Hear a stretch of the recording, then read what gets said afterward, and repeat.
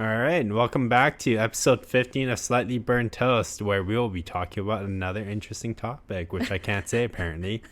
You can say it. I'm just saying that we need to build up to it, right? We can't Conflicts. We're talking about conflicts, about how we argue and fight. how we fight, how we brawl. I feel like someone asked us a couple months ago. I don't know if you remember the person. I don't even remember the person myself, but they were like, do you fight a lot now that you live together and you're married? That is a very personal question to ask. I feel like that person was a friend. I can't. No. Are we having conflict right now? I mean, we fight more than we used to before you then lived together with me. That's because of frequency, but we don't fight though. We have disagreements. Well, yeah, but we don't I'm fight. I'm sure when she's saying like fighting, it's sort of just, do you argue? And No, I think words are very important. And I know you like, think she's like, do you fight? yeah, no, Like, I feel like when people say, hey, when they go to a couple and they go like, hey, do you fight? It sounds like you're screaming at each other, you're throwing stuff around. It sounds a lot more aggressive. But if you say that, you guys have more disagreements, that sounds a bit more calmer and well, not normal, but it just feels a bit more chill. I Like don't everyone know. has disagreements. I guess my brain just goes to, if anybody outside of like just us just goes up to you and say, hey, do you fight more? And their impression is like, hey, are you like throwing fists or like yelling at each other? That seems like really weird. No one talks about Fight Club. Number one rule of Fight Club. You don't Why talk are you about Fight talking Club. about it right now? I'm not talking about Fight Club. Oh, Okay, tell me honestly, because you guys, I feel like with this podcast, it's a really good opportunity for us to learn how to speak better. And Elbert and I were just talking about this the other day, but we do find that, everything can be a way to practice something to get better in life. And we find that we tend to ramble quite a bit, especially when we're talking to each other. We like go on tangents really, really frequently. And also we talk really slow. apparently. That's the feedback we've heard, which I take to heart. Because we're thinking at the same time. So for this episode, we actually prepared a little bit more. Yeah, so we have stuff that we want to talk about. We have a specific outline that will hopefully make us, think less, which will cut out those pauses and will just be kind of go all the time. Yeah. Well, side note, I repost these snippets, the short snippets on YouTube, and someone commented the other day, and they were just like, she's so aggressive. And I'm like, excuse me, sir. You are a little bit aggressive sometimes. Like, aggressive how? Like, the way I speak? Does it, like, sound too aggressive? Or the way I respond to you? Like, what about it is aggressive? Actually, you know what? I can The see look why in you would your say eyes. The look looks threatening. And maybe only to me because I know. that. Maybe I need to meditate a little bit before we film these, because I find that every time we film a podcast, now film and record a podcast at the same time, I'm always really stressed out before, like right before we start recording. Oh, that's because weird. of like tech issues or whatever, and I just get really flustered. Is that just me? Do you I don't not know. feel? I mean, in general, I feel like people working with technology just does not want to be around tech after a while. Which I guess this isn't technology, it's just recording, but it was just funny the way you kind of phrased it. A lot of developers that I work with are like, what's your end goal? Oh, I'm just going to buy a piece of farmland somewhere and just go fishing for the rest of my days. Hopefully no internet. You know what? I feel that. Like, as someone who works and shares her life on social media almost every single day, it does get really draining. I try and take the weekends just for myself, and I don't really share as much on the weekends because I just need a break and a detox a little bit. I don't know. I still have mixed feelings about social media in general. I know. We're not going to go on a tangent on that this time. Yeah, Remember? we're going to stay focused on the topic, which is Yeah. them fighting words. Them fighting words. Yeah. Okay, what are we talking about today? I just said it, them fighting words. What the heck? You know what would be a fun way to start this conversation? By fighting? No, not by fighting. I don't think we fight a lot, but okay, I'm about to go on a tangent again. Caught myself. Are you proud of me? I'm proud of me. I think a fun way to start off this conversation is we each tell each other some like certain words that we get triggered by. Trigger that cause words? us, yeah, trigger words from each other that cause no. an emotional reaction that could lead to a disagreement. That's too much thinking. Nothing comes to mind right now. Oh, so maybe I don't say anything that triggers you. Oh, no, you know what? How about I tell you Sure. what I think triggers and you. this is why it's like, oh, why is she so aggressive? Maybe this is why. Well, I'm sorry. I accept parts of why someone would think that I'm aggressive when they're watching and listening to me. I think it's also because, did I already talk about this? Like, I get a little bit stressed out before I start. Yeah, we talked filming, about it. So, yeah. Okay. You're probably stressed out, which is why you forgot that you talked about it. Yeah. Anyway, what do I say that triggers you? So. No. Remember, I was going to tell you what I think I say that triggers you. Okay, we're not doing double negatives. So you tell me what I do that triggers you. No, but you just said that you No. We're sticking with this. We don't do double negatives here. That gets like really confusing. Okay. What's the question again? What do I do or say that triggers you? Okay. Let's just say I know what I do that triggers you. Just tell me something that I say that triggers No, you. you know what? I actually can't think of anything right now, but I can think of, well, since you know what you do that triggers me, and I know what I do that triggers you, so why don't we just say like that? Sure. Okay. I'll start first. Okay, what I go. think I do that triggers you, right? Okay, so one, whenever we talk about money, that's like one of Elbert's biggest trigger.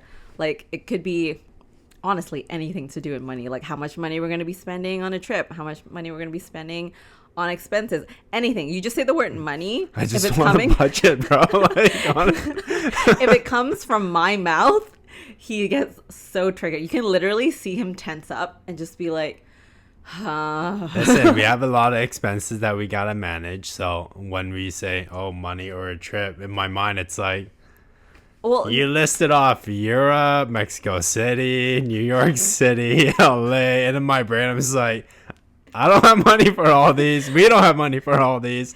Okay, no. You don't need to. Shit. You don't need I'm like showing that I get triggered. Exhibit A, Elbert in like this triggered by money. live moment is getting triggered by the word money. Okay, let me. Okay. How about your turn? You go next. I actually don't know. What? You just literally said that you know what you do that triggers me. I know what I do. Yeah. I don't know if there's anything I say that triggers you, because everything that comes out of my mouth is just like the most amazing thing. Well, no. But okay, it can be something that you do too. That's fine. I think whenever I talk to you about improving your work processes, you low-key get really annoyed at me, but then you also eventually come around to the fact that I'm probably right. My work processes. Yeah, like how to make things more efficient with automation and stuff. Okay. Or like building out your Excel spreadsheet in a way that is not like a spreadsheet from hell. Like you can't organize data. It's just like color coded. Okay, but, like, number one, my nothing. Excel sheets are not that bad. It used to be really bad. Okay, but now it is not that bad. Yeah, but point in case, it used to be very bad. Okay, I don't think that triggers me. Like I appreciate when you come in and you provide me advice with how to automate things, because I believe in that too. What I think triggers me is when you decide, like when my significant other decides to tell me what I'm doing wrong. You tend to do that when I'm already really overwhelmed and stressed out. Like you go like, how about you do this? How about you do that? And it's just too much information. And that's when I get triggered. Well, I guess this is like a question for the guys out there, if they have a good strategy on when to actually broach these sort of subjects. Because in my mind, if it's like a quick thing that will improve your quality of life, then like earlier the better. Because it'll just be like, hey, here's a cool trick, like try this and it will make your life easier.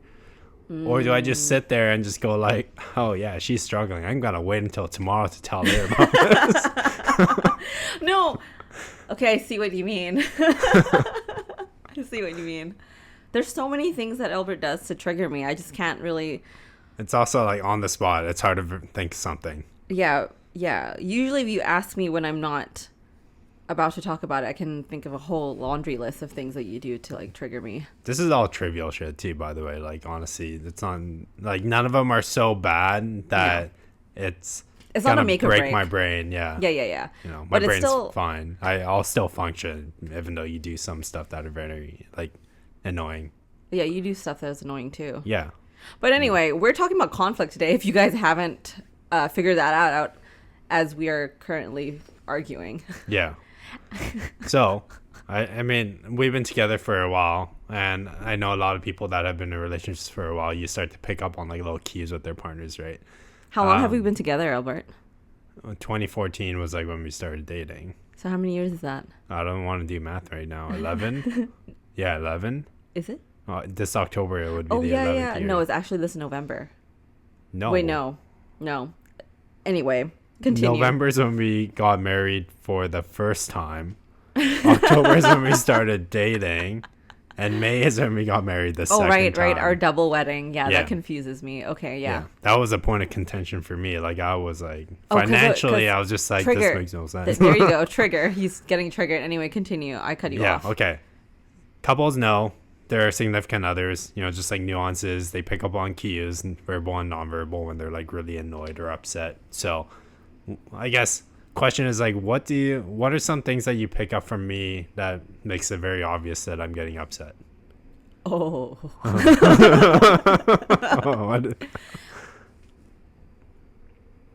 Elbert is really, really, really, really, really bad at masking his emotions on his face. You are the definition of oh, what is that? An open book? An open book. Yes. You are a definition of an open book. I just need to look at you and I know what you're feeling. Like, there is no sort of like masking whatsoever. Oh, terrible. I've heard this feedback at work too, where it's like, Elbert, you look like you want to say something. And I'm just like, no, I keep my mouth shut. Yep. It's something that I tell, something I advise people as well is that you will meet people every single day. Sometimes you mesh with them, sometimes you don't. There's going to be conflicting opinions. But at the end of the day, like, you want to respect each other's opinion. And that sometimes also includes masking what you're feeling in that moment, right? Sure. Yeah. Sure. Yeah. But anyway, how I know when you're irritated is I can just see it all over your face. Like, you have this look where you're just like you just look pissed. yeah, I can. There's no. It's like a mixture between boredom and annoyance. Like, you have this face. I don't know. Like, can you? Yeah, no, I know exactly what you mean. Yeah. Like, you look a bit sleepy, and you don't. That's really because sometimes I am just like getting tired. Yeah, because you're getting triggered. I feel like that. I don't even know if it's a trigger thing. It's just if it's not us, like in the work setting. Yeah. I get like that when the discussion just doesn't, like, it's like we get stuck on a hamster wheel and they just keep going in circles and circles. I'm just like, guys, like, move on from this topic. Oh, yeah. Decide and move on. Elbert really hates when you repeat stuff to him. Oh, yes. Yeah.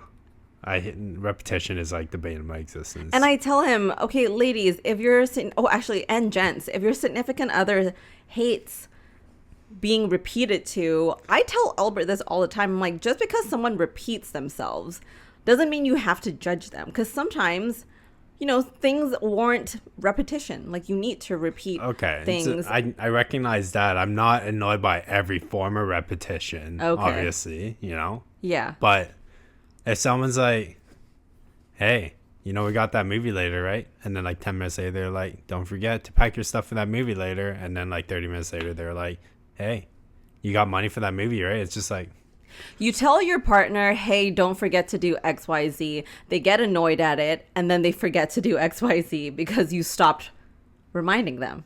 I don't know. Maybe it's the way it's delivered. Okay. Maybe it's just like, maybe one thing you got to do might be, hey, like, I trust you to handle this. Is that okay with you, or something like that? Yeah. But there are moments where I trust you to handle it, but you still forget to do it. Yeah. And I'm which I recognize that, for me, it's easy if I write it down or like put a reminder on my phone to like do it. If I don't, so even for laundry, it's like, how would you like me to remind you repeatedly? Oh, sweet honey baby, let me hold your hand. Oh, you're doing so good. No, that makes me nauseous. I don't know, just like put like a note somewhere that says like, hey, like, take a look at this, or like, take care of it. Okay, I'll put a note. Or just make me put a notification into Google. I can just be like, hey, Google, like, put a reminder in like 4 hours. I have. And you're always like, nah, I don't need it. You've never used Google reminders before. I've told you, just put a reminder in your phone if you can't remember when to do things. And you never do. I mean, okay, realistically though, I haven't missed any like really important stuff. Okay. Anyway, enough about me. I can talk about some stuff that, cues where you might be upset, I guess. Yeah, sure. Which I don't know if it's like a universal guy thing, but it's like very difficult to know when you're upset about anything significant. Significant anyway, continue. Like I can't tell if you're upset because you're hungry, or like if you didn't sleep enough, or if you didn't drink any water, or if I just like did something. Usually I get it from like the tension in the air, which is like very difficult to like describe to people, obviously, right? But you guys know when you're next to somebody that's like pissed off, you're just like, my muscles are all tense, like there's danger in the air. You know, it's like when you watch a cartoon and they show just like flames, like the aura around someone just changes and aura, you can feel the tension. Yeah. That's how I imagine you would feel like when I'm annoyed. Yeah. The air changes because I'm on fire. Usually there's like a quietness too. Like you kind of tend to give me the quiet treatment. The silent treatment? You do as well. Yeah. But for me, a lot of why I give that silent treatment is because like I'm trying to organize my thoughts about how to say something without pissing you off. Which is like very hard to do when I'm annoyed. Very hard to do, yeah. Well, ladies, you know this because we have something called the menstrual cycle. And there's just periods in that cycle where you feel like $1,000,000 and then periods in that cycle where every single thing you do irritates the shit out of you. Yeah, and I gotta say, as a dude, I fully respect you ladies for having to deal with this crap like every single month, but thank God that we don't have to. And I think if there's ever like any of the younger generations that are not familiar listening, you gotta give women props for dealing with this. Thank you. Fucking like chaotic emotional roller coaster that goes up and down. It's just one of those things where you shouldn't be pissed off, but it just does. It just pisses you off. It just does. Like sometimes it do be like that. Sometimes it do be like that. Sometimes Elbert will be standing in the room and he's just literally just existing, and I look at him and I'm like. I mean, that's a bit extreme. In general, I recognize those moments. I just leave. I'll just remove myself from the situation. But yeah. Anyway, today, like we're talking about the way that we recognize each other's kind of tension points. But I guess the next big question really is like, how do we deal with those conflicts when they arise? Because we have a lot of disagreements. Yeah. They're not like major disagreements, but obviously in a relationship, you're going to have disagreements and you try and compromise or just agree that you're a different person than I am. Yeah. Right. And then just like find a way forward with it. But yeah. And I think that's a really important part of a relationship is understanding how each individual person gets triggered, like what they get triggered by, but also how they prefer to deal with conflict. Because I guess I can share growing up. Well, actually, I don't want to share too many details, but what I can share is that when I watch my friends who are in relationships, in volatile relationships, and how they deal with conflict and what you're shown in media as well, there's many different types of ways that couples deal with conflicts really based on their own personalities and their dynamics. But in my opinion, one of the unhealthiest ways of dealing with conflict that I've seen in my friends' relationships is a lot of screaming. Throwing fists. Yeah, no, literally Fight Club. That's abuse. If that's happening, please like get yourself out of that situation. Yeah, it's just like lots of screaming, lots of throwing stuff, just really erratic behavior. That's what I constitute as a fight. Whereas for us, like I feel we've never ever in the 11 years that we've been together been in an argument where we're yelling at each other and we've never thrown anything at each other ever. Maybe that comes with like a certain level of maturity and understanding that like I recognize you as a different person and vice versa. And so a lot of when we enter this agreement, it becomes a conversation. Although sometimes there's been like tense conversations.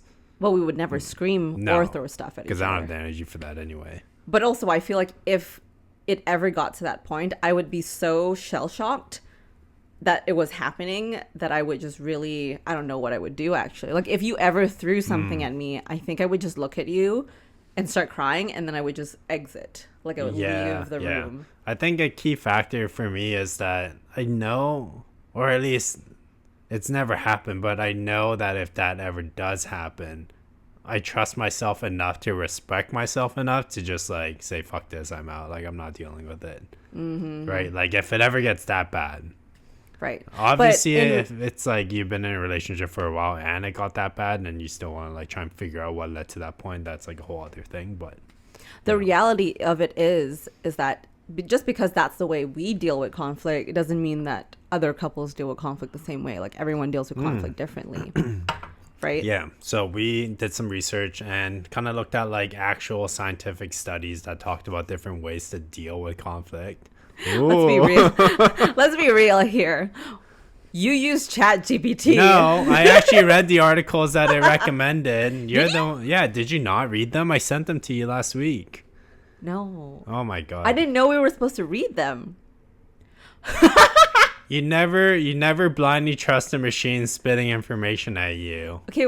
Oh, well, thank you for reading them. So, what did you find in those studies? The usual stuff that we learned in psychology. Okay, but not everyone went through psychology class, so. Yeah, I mean, I guess the big one that people always talk about is actually listening, right? Like, how well you define yourself as a listener and how you perceive your partner to be a good listener will allow you to deal with conflicts a lot better. Okay, so is that the number one That's the tip? number one thing, is that like when you listen, it's not just listening to words coming out. It's kind of like you're reading between the lines and understanding like what they're saying and understanding why you feel that you're reacting to a certain way to like when you hear it. Sorry, I'm confused. So it's the number one tip on how to deal or like how to fight, basically? I think it's more like this is the number one skill that people say is crucial in handling a conflict in a relationship well. Oh, interesting. Okay, listening. Yeah. I believe that.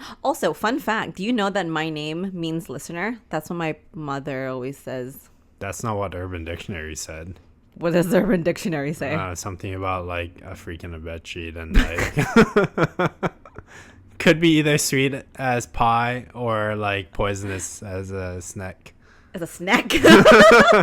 I don't say the actual word because Sam doesn't like that animal. I do. I hate that animal. But thank you very much. That was very thoughtful of you not to say. But yes, my name equals listener because apparently my parents wanted me to listen, and I do listen. Wow. But side tangent aside, I believe that. I think it's very important to listen to each other and to feel like you're being listened to, right? I think there is a difference between someone pretending to listen to you and you actually feeling heard by that person. Yeah. I think the key thing too is that you go into an argument and you don't think your partner is actually able to listen to what you're saying.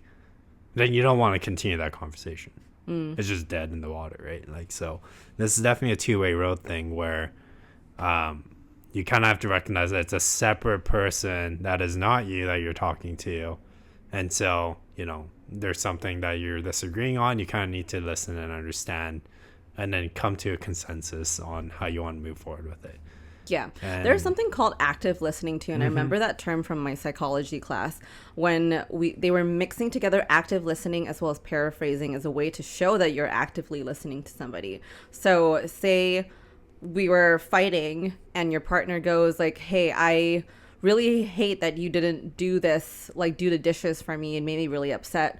And what we would do in that psychology class is go like, okay, I hear you. What you're trying to say is that you feel really upset because I didn't do this. So basically you're repeating what the other person's saying so that they feel that you actually are listening and you're understanding what they're trying to say. And then that also gives an opportunity for them to say, no, that's not like what I meant. Like it gives them an opportunity to correct you if you're not really understanding what they're trying to say. Yeah, which is really important because in general, I would say people are very, very poor communicators. Yeah. And that is doubly more so when you're upset. Right? Like when you're annoyed by something, it's very hard to get your point across in a way that is rational. Right. Yeah. I agree. Which is why I try and like walk away for a bit and come back if like things get too heated. Yeah. Which is something we'll talk about later on too. Okay. As, like, one of the so strategies. Actually, I'm curious. What are the top 5? Since listening is number 1, what are the rest of the tips? Okay. So this is, I'm just gonna like hold this up, right? So this is from like a like family therapy study that they've kind of looked at for couples married 40 years and longer. So this is a qualitative study, right? So there's no, X will lead to Y. It's just like you have an interview and you figure out, okay, like, did this work or not, kind of deal. You get a bunch of data and then say, okay, well, this is what we found. So like there's nothing in here that says that there's like a magic bullet to like solve all your problems. But interestingly enough, like top 5 that comes from this study is that one is the listening part, is whether you yourself think you're a good listener and perceive your partner to be a good listener. The second one, which is kind of funny, is actually actively avoiding the confrontation. Really? Kind of like if you can't confront the person about it, then you won't have the argument. Oh, interesting. Which, I don't know.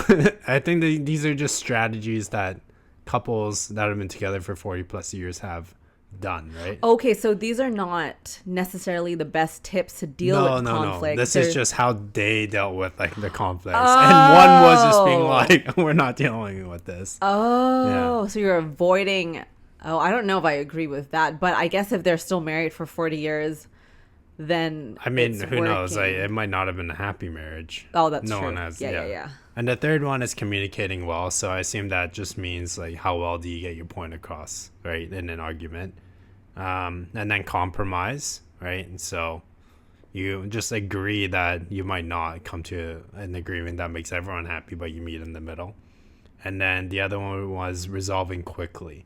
And I think that one in particular was pointed out as don't like hold it in for too long. Just deal with it and just like get it out there and then have a discussion. And then, because we got to admit though, right? Like, when you hold in a problem that you have in a relationship, it just gets worse and worse, and it's just eating away at you. The other person will have no idea what's happening. Right. It just festers and builds. And that's something that I really strongly believe in, and that's something that we try and practice in our relationship as well, is that unfortunately, when you're married and you live so closely with someone, you share your life together, there's going to be a lot of moments where you don't agree on things. Like, it's not perfect. Like, it's not like a Disney fairy tale. You're not just going to live happily ever after you. Okay, sir. Let's take that ego down a notch.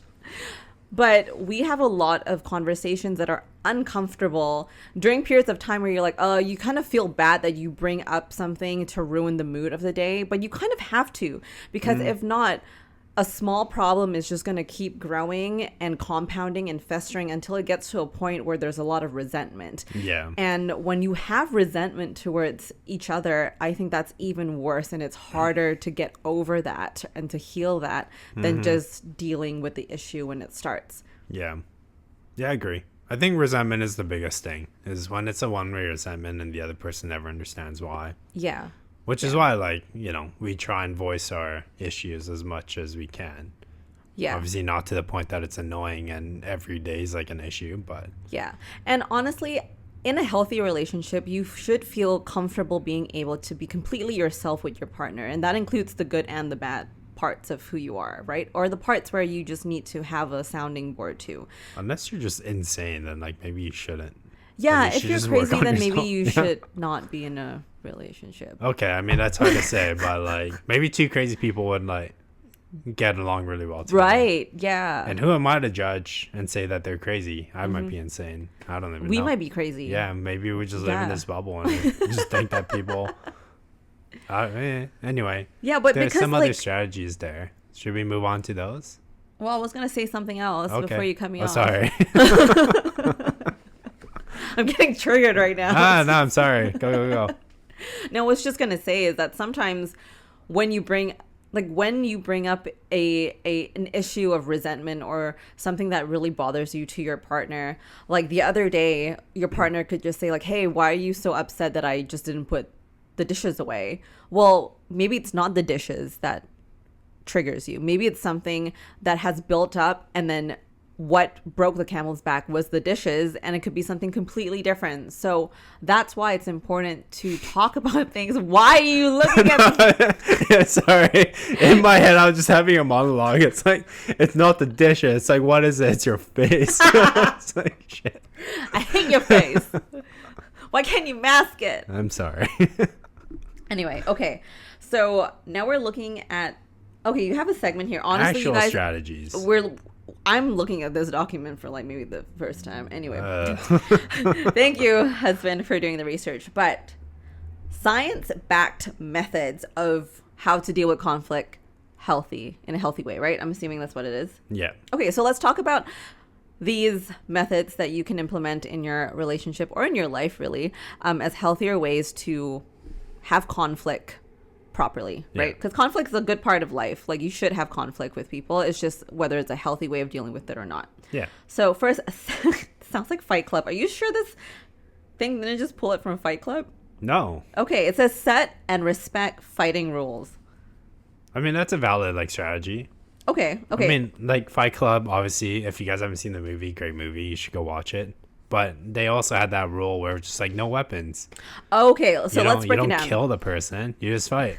So when you're in a relationship with somebody, it is important to set guidelines of communication. I'm assuming this is what it's talking about, right? Guidelines of communication, like how you personally like to deal with conflict and what your current conflict strategies are, so that I understand how you like to deal with conflict and you understand how I like to deal with conflict, and then we kind of find a happy medium in between. Not quite. So this one is, so that's a whole separate thing where you kind of need to communicate and understand, like, how each other, deal with it. Like, for example, I know that when I get flustered, I have a very hard time articulating what I want to say. And so, like, I tell you that just so that when it's not very clear, you can ask me to re-clarify, and because I've told you that, I don't take it personally.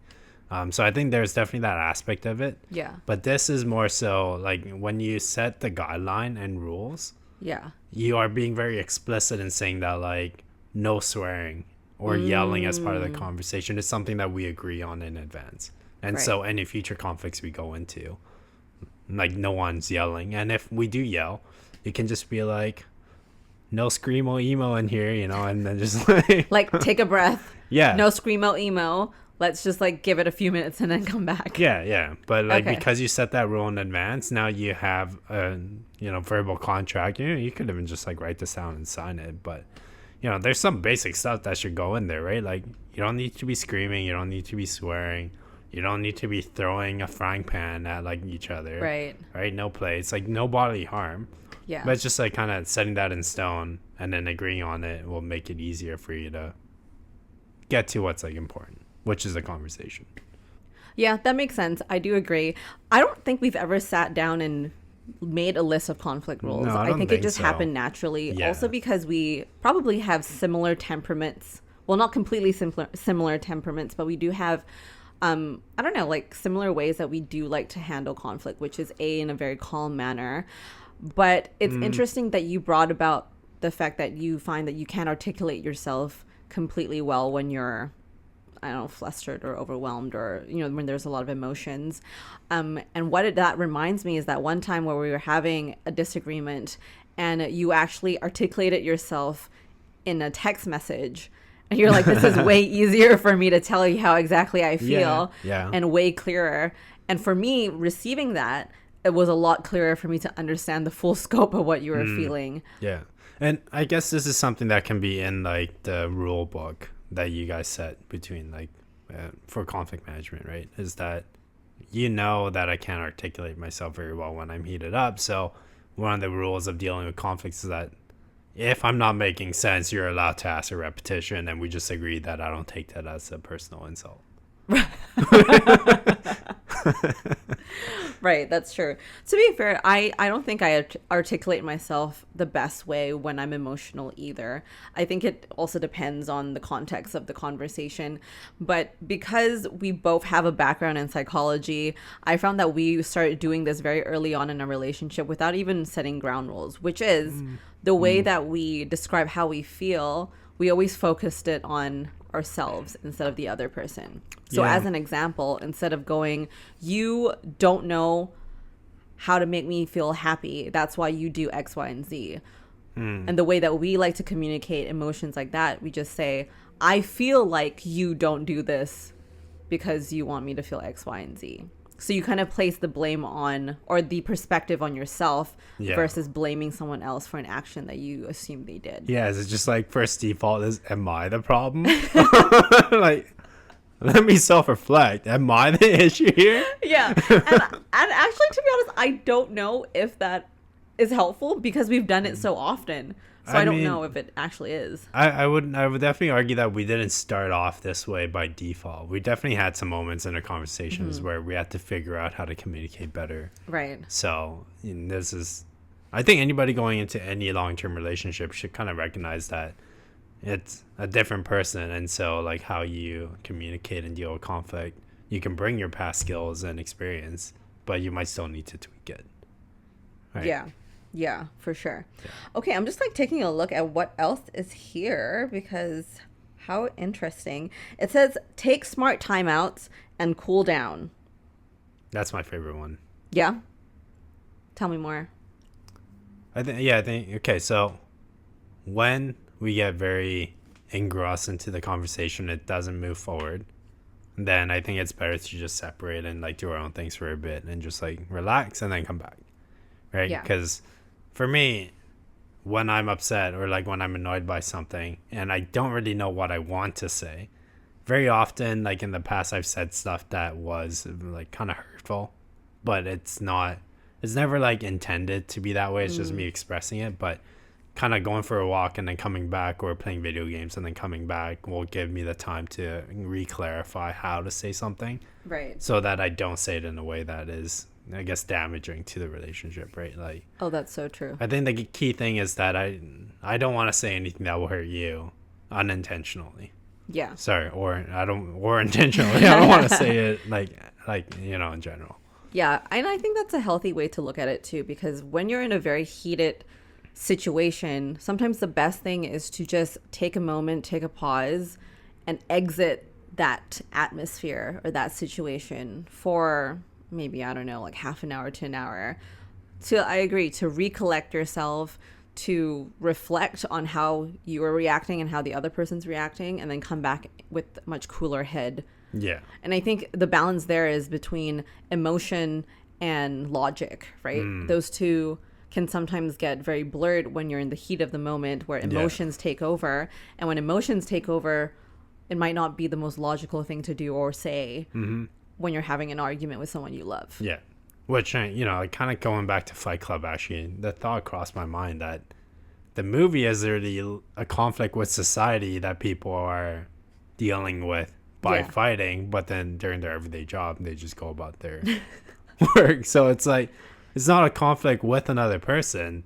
Yeah. They just have an issue with society or like their life as a whole, so they go there to like de-stress, and then as soon as like that border is crossed, they just move on and go back to everyday life and it's all normal again. Yeah, I guess you need an outlet to also just release that anger and stress in which a is healthier different for way. Everyone. Yeah, which is different for everyone, right? Some like you have different exercise. ways of coping. Yeah, some people exercise, some people take a nap, some people read, some people scream out into the void in the back of the forest near your house.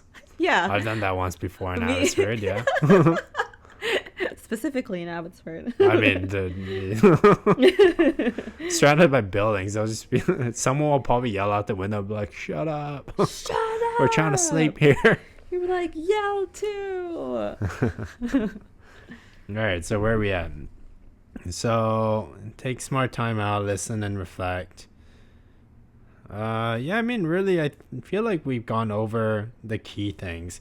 There is like an interesting one that, this is a quote from a Harvard negotiation expert. And I did want to like read this out because it says, silence allows us to attempt to understand what's happening inside ourselves and for one another. And I think that what we were just talking about, separating and then coming back, is the greatest thing, right? Is that when you step away and you let yourself sit in silence, you let your brain to process what the conversation was about, what you actually want to say. Yeah. And then when you come back, it becomes easier. So I think being comfortable in silence, and when I say silence, I don't mean like literal silence. It's just you can listen to rock music, but your brain will be able to process. That's fine. Right. But hey, man, if a Harvard negotiation expert is saying this, then it might be credible. No, I believe that. I think so too. It's like when the world feels overwhelming, you just need a moment to be by yourself and recollect, right? And when you recollect, then you're able to manage your emotions a bit better, and it just becomes a lot healthier and more of a productive conversation after. So what is one of your favorite ways, like outside of the silence thing, that did I do that? Just kidding. Sorry. Allergies. Yeah. What is one of your favorite tactics that you think that we do in the way that we have conflict?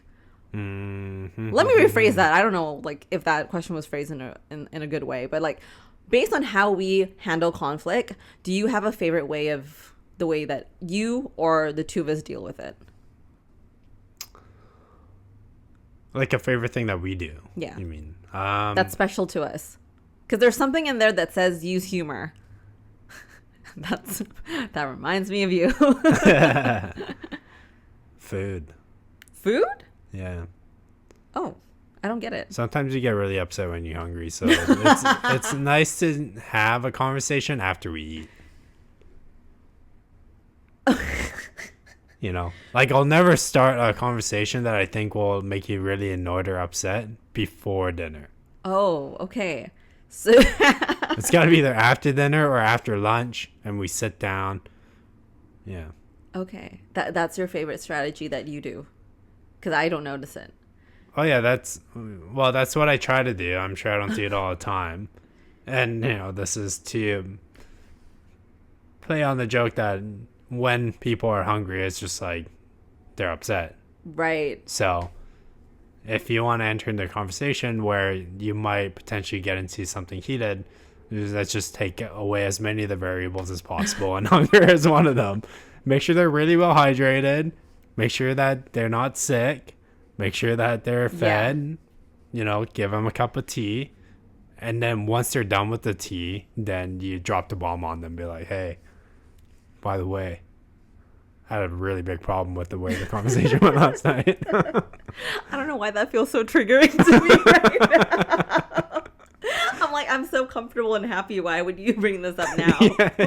Yeah, maybe that's a problem.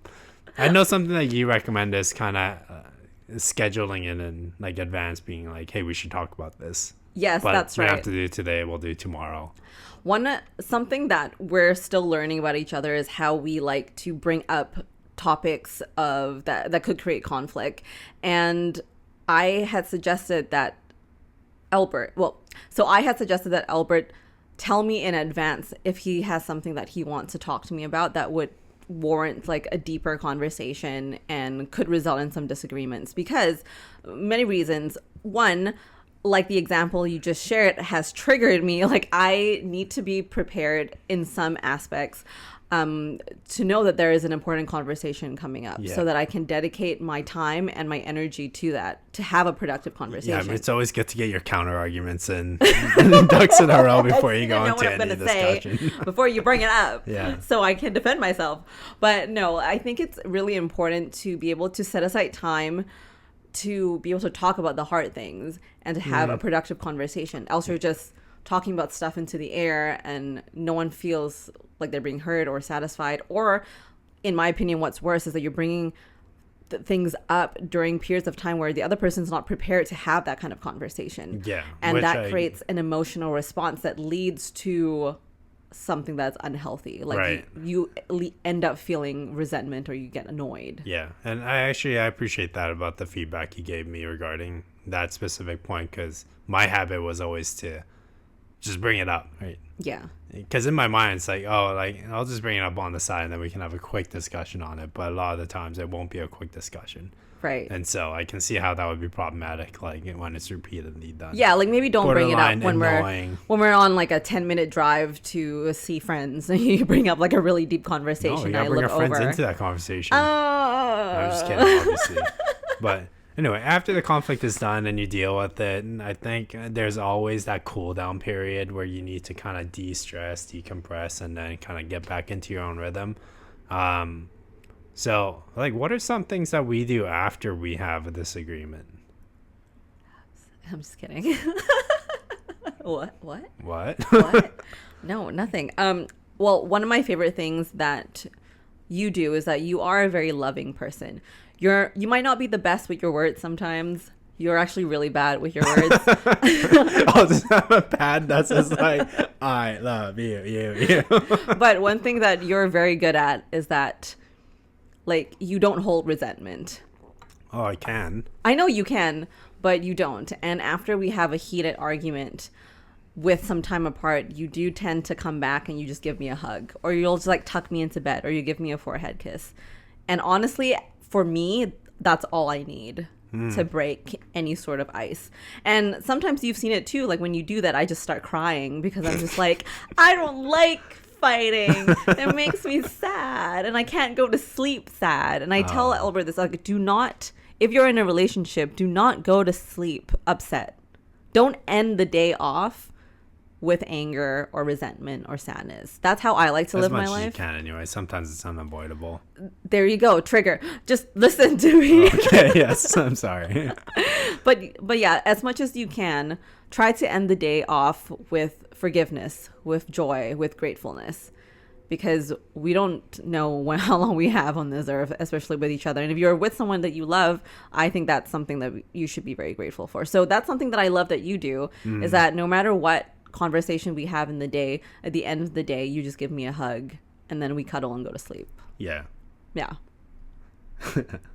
guess some people just go to sleep preparing for war the next day, right? Or they sleep in separate rooms, and that actually breaks my heart so much.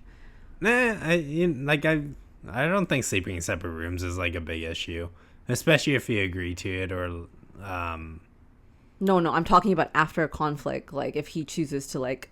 Oh yeah, like if that's not the norm. Yeah, that's what I mean. Yeah. I don't mean that that's a pre-setup. I just meant like, if you're so angry, you like leave the house and stay in a hotel or your friend's place. Yeah, this is like a pre-configured sleeping arrangement. Like this cannot change. Yeah. Yeah.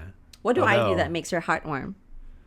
I really appreciate that you actually give me a lot of space, because I'm definitely more of the, I need to decompress on my own type of like personality. So after we have a discussion, even if we come to an agreement, I'm just gonna go for a walk, or I'm gonna listen to music, or I'm just gonna, code or play video games, but it's got to be on my own.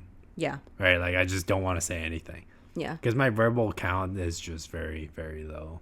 You're probably using up your entire verbal count right now. Literally after this, I won't say anything. We gotta go see my family, and then I'll just be like, hey, nice weather. Actually, likewise. And I think that's where we're very similar. I actually do need to decompress by myself a lot. And so when you have that time, you. When your face just annoys me and I look at you, I'm like, get the fuck out of here. Hey, language. I'm sorry. But no, I value that about you as well, because when you go and do your own thing to decompress, I do my own thing to decompress as well. And it makes things a bit more decompressed. Decompressed, yes. Yeah. Yeah, so less inflated is good. Wait. Anyway. Your word count is dwindling. Yeah, my brain is not turning anymore. It's going too fast, and you need to slow I'm about to enter a conflict with myself. Oh, gosh. What happens then if you meet someone with a very different conflict strategy than you? And they won't change. Oh. Well, I mean, you can probably still make it work. You'll just need to make sure that you recognize the way they resolve conflicts is different from yours, and just shift gears. Yeah. Which is, I think, totally like the way to go. Like, nobody's gonna be the same. Yeah. Right? I feel like a happy relationship, or happy friendship, happy anything, even like a happy work relationship, is purely based on you being adaptive. Right. Yeah. So finding like similarities amongst the chaos. Yeah. Or go to therapy. That's also something. Yeah. Right? I mean, like if you need someone to talk to, and you just need like an outsider's perspective on like whether you're doing something well or not well, I think that's good. Yeah. Therapy is healthy. Yeah. I mean, it's always the, what do you call it? Self-acknowledgement. Is that a word? Well, self-awareness, right? Self-awareness that like you might need that like extra help is like, I think a lot of people may not get to that point naturally. Yeah. Which obviously is like hard, right? Like you don't want to go through life being like, oh, I might not be perfect. Yeah. Because you are. All right. Yeah. So I don't think we need a toasty take on this one. I think our toasty take is pretty obvious. Yeah. Talk better. Talk better. Be better. Listen better. Just be better. Just be better. No excuse. Just be better. You have no choice. One thing I would like to do in a relationship, though, that we are trying to do, mainly because I'm the only one who remembers to do this, is that we set aside time to talk about if we're happy or not, like to do check-ins. I feel like we should start doing that. Maybe on a monthly basis, talk to your partner and pre-schedule time every single month, or maybe every single quarter. It's like a quarterly check-in. You laugh. I send you a survey. We'll just do a quarterly survey. We'll do a quarterly survey to see if you're happy, like rank your happiness on a scale of 1 to 10, and then provide me feedback, you know? And I think that's healthy, because if we do that repeatedly, you'll never have the opportunity to be resentful, because you'll always have to be forced to talk about how you feel. I feel like we can just do this by like waking up and like, you good? You good? Yeah, we good? No, that is the male brain thinking. Okay, I just don't want to turn my life into another corporate how satisfied are you with your job like survey. How satisfied are you in your relationship? I still think we need to do like a check-in. It could be a 15-minute check-in. Let's benchmark, and then like let's bench it, and we'll come back to that conversation later. No, we should do it. It's important. Okay, but let's not do the conversation now about it. I'm saying let's bench it, and we'll come back to it later. Fine. Anyway, thank you guys so much for tuning in. We are a baby growing. Oh wait, no, that sounds we don't like have I have a baby. No, we don't. Let me just clarify. We have no baby, but we are a baby podcast that is growing and would love your support. So if you follow us on Spotify, leave a comment, maybe give us a star rating. That would be super, super grateful. We'd be so thankful for you. And you can also find us on TikTok and Instagram. So you can follow us over there. My goal is to have like 100,000 one-star ratings. That would really... Well, at least we would have 100,000. Yeah, that's what I mean. That'd be pretty cool. Yeah. Okay. Thanks so much, you guys. Bye. See you in the next one. Bye.